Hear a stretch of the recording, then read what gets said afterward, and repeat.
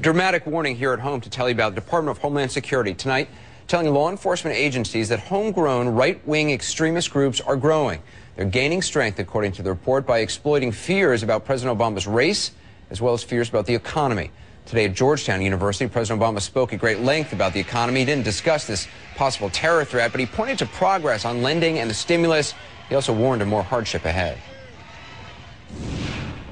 2009 will continue to be a difficult year for America's economy, and obviously most difficult for those who've lost their jobs.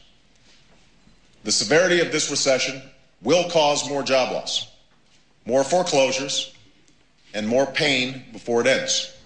It's precisely those job losses and foreclosures that the Homeland Security report is now concerned about. The report also warned that right-wing extremists may try to recruit returning veterans from Iraq and Afghanistan who come back to find their jobs gone or their homes taken. We should point out that the Department of Homeland Security does assessments like this all the time. They are routine. This time, though, the conclusion could be anything but. Here to talk about it and help make sense of it is national security analyst Peter Bergen. You know, Peter, we really haven't heard much about right-wing extremist groups much since the mid-90s. Why is that? I think the Oklahoma City bombing attack by Timothy McVeigh, himself an Iraq War veteran, clearly, did immense damage to the right-wing militia movement. You recall Waco, Ruby Ridge. There was a lot of activity. The Michigan militias, other of these groups.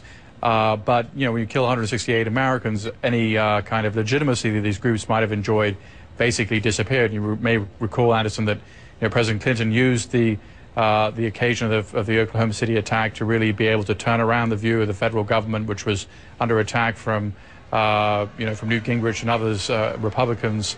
And so there was sort of a sea change after the attack, and I think since then we really haven't heard much about the right-wing militia. The report also talks about the danger of lone wolves, small terrorist cells, small cells.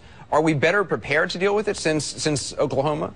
No doubt. I mean, when Timothy McVeigh, purchased 1,000 pounds of fertilizer for an ammonium bomb, that kind of activity would be very, very hard to do now. You didn't have a Department of Homeland Security.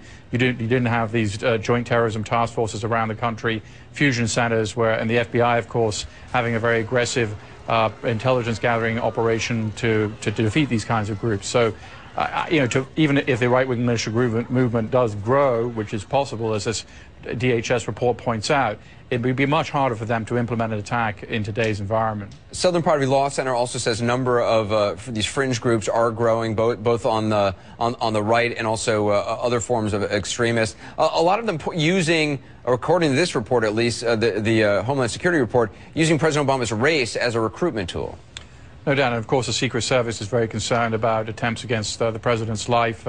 Michelle Obama and others around the president, when he was a candidate, asked for protection relatively early on because of those concerns. The one thing that was really surprising to me, Anderson, in this is the number of veterans who the FBI identifies as joining right-wing militia groups, 200. Obviously a very small proportion of the number of veterans coming out of Iraq or Afghanistan. That's still 200 people.